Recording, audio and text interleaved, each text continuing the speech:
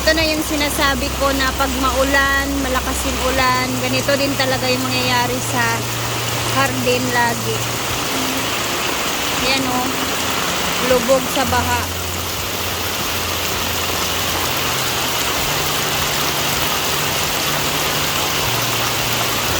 Sana mabuhay pa yung mga tinanim dito ng gulay. Sana hindi masira. Yung mga kangkong.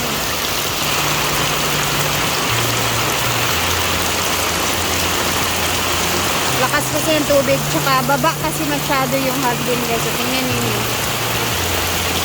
Pumapasok yung tubig sa loob. Kaya hindi maiwasang magbaha talaga dito. Tingnan nyo yung tubig doon.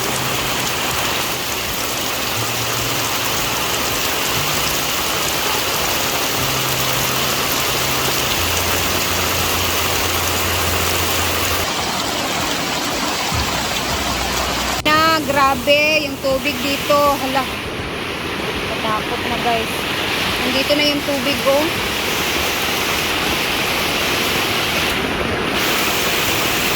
And gabalod.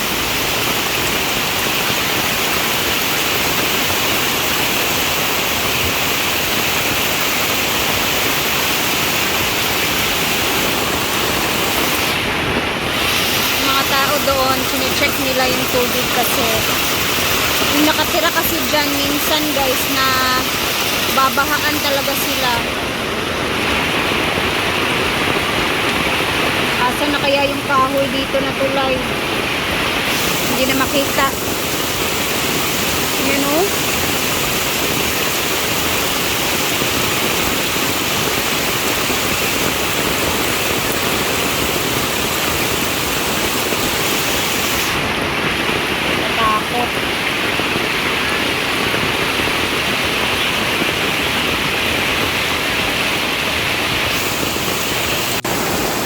Ayan na yung tubig, nasa hagdanan na. Lakas ng alon. Oh my God. Diyos ko Lord. Kung hindi to hihinto mamaya yung ulan na kuday, lalakas pa yan. Nawala na yung dalawang tulay, isa na lang naiwan. Dito na yung tubig ko. Lord.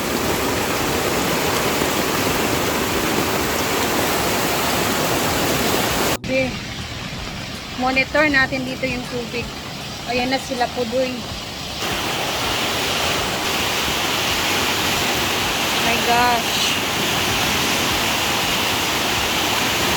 Ay, grabe.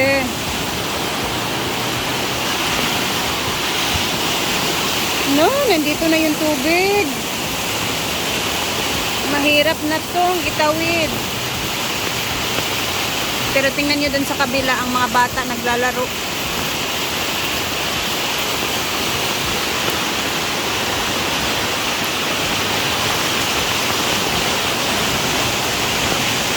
Dito na yung tubig guys. Yung lubi, yung saging.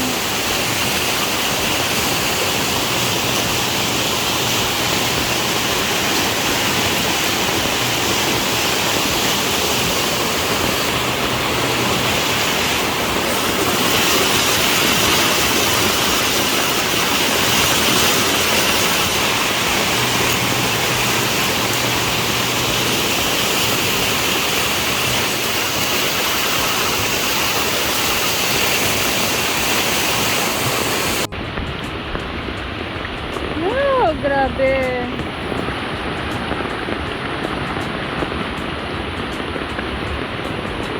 Yun ang tubig guys. Oh, nandyan na siya. Lawak. Dito na. Katakot. Nawala na dito yung mga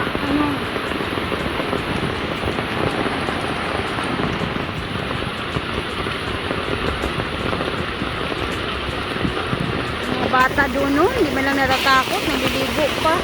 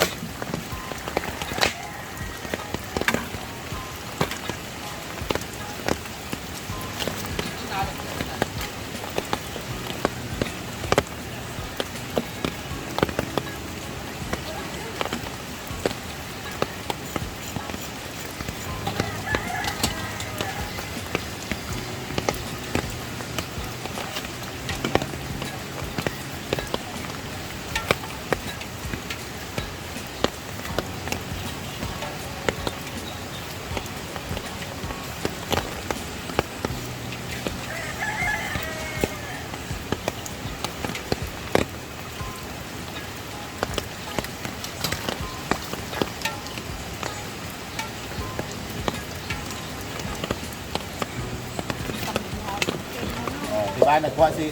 May ano ka ba gata? May saging pa kasi. May gata ka. Ano mo, daka. Pero masarap, di ba, pag may gata? Masarap, pero mas masarap yung nilaga, yung warming ha. Mulat. Kasi, nakakaga. Ito na yun. Tapos lagyan ng tubig, Ben. Maulan. Hindi pa bukas yung make-up. Ngit-ngit man.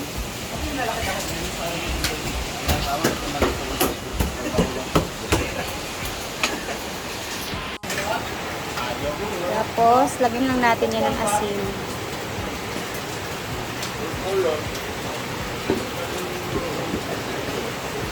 So, habang niluluto yung bingala, nakapagluto na nga pala si Britney ng aming pananghalian, which is, ano lang siya guys, parang agahan ng aming ulam kasi, syempre, hindi nakabili ng pang ulam for pananghalian kasi hindi kami makatawid dito sa kabila. Namirapan talaga yung motor. So, yun na muna. May mga stocks pa naman dyan na mga dilata. So, yun na muna yung aming ano. And nakapag-prepare na siya, mamaya tingnan natin. So, tara muna, i-check muna natin kung ano naman yung itsura ng ilog kasi parang napakalakas na naman. Kung malakas kanina, eto, mas malakas talaga siya. Mas malakas talaga to ngayon, guys. Tingnan niyo yung itsura. Kanina, ang tubig is nasa hagdanan. Unang palapag. Dito naman, nasa pangalawang palapag na siya. And, mas malakas ngayon ang tubig kaysa kanina. Ayan na siya, oh. Ito yung pangalawang palapag. Ayan. Ano na siya. Mas malakas na talaga. Yung alon kanina, hindi pa ganyan kalakas yung alon kanina, guys. Ngayon, grabe.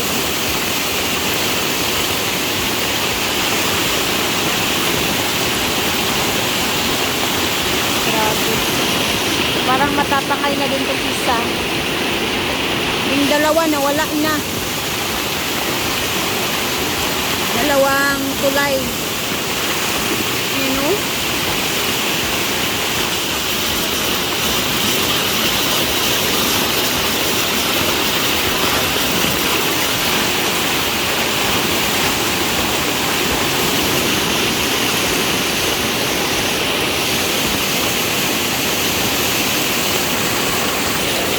Pumapasok na dito yung tubig. Ang lakas talaga guys.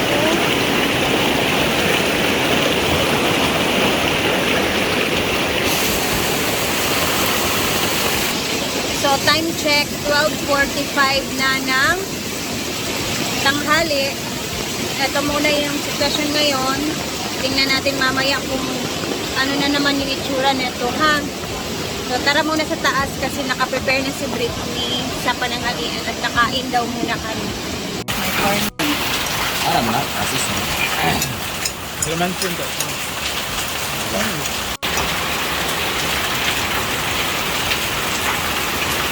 Paano? Alam! Para isang ulam. Ano yan? Ulam. Balo? Bata yan. Bata.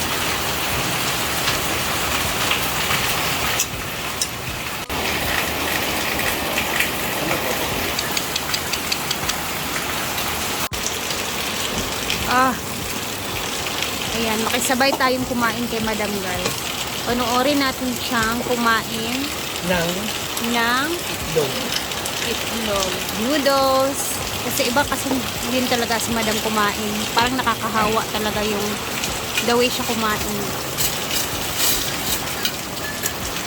Excuse me po. Ano pa na? Oh, tambay!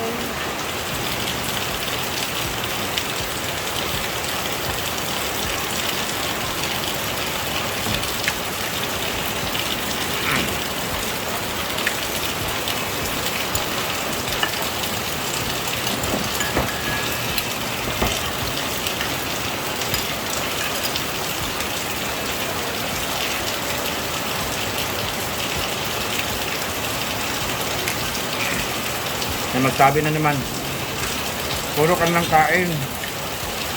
Tumataba na yung mukha mo. Lunch namin to. Kung mag-upload naman ako ng gabi, dinner namin yon. So, normal man siya.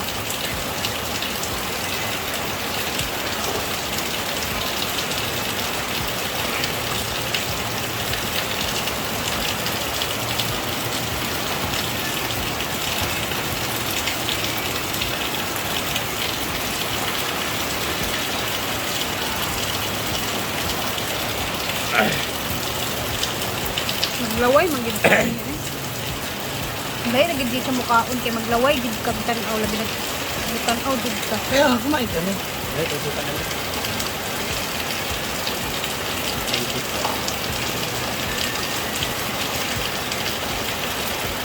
May corn beef. Kakaroon tuyo.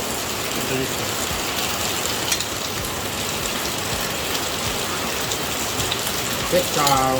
Ay, hindi pala ito tuyo. Ano yan? Fish fillet El Nino. Daninya? Pinimili ako kay Tuyo Ay. pala. Todo, oh. As kanina ko ba ito, gusto mo kumain. Dahil ito ini Kala ko maglulugaw ka lang. Di daw sabi ko. Si Argel daw maglulugaw.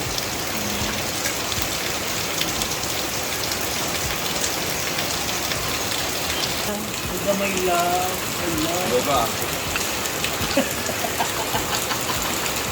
Charot.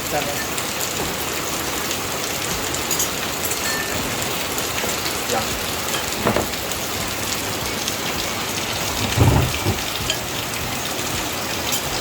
So, mamaya guys, mag-update tayo ulit sa sitwasyon dito sa farm, sa tubig sa ilog.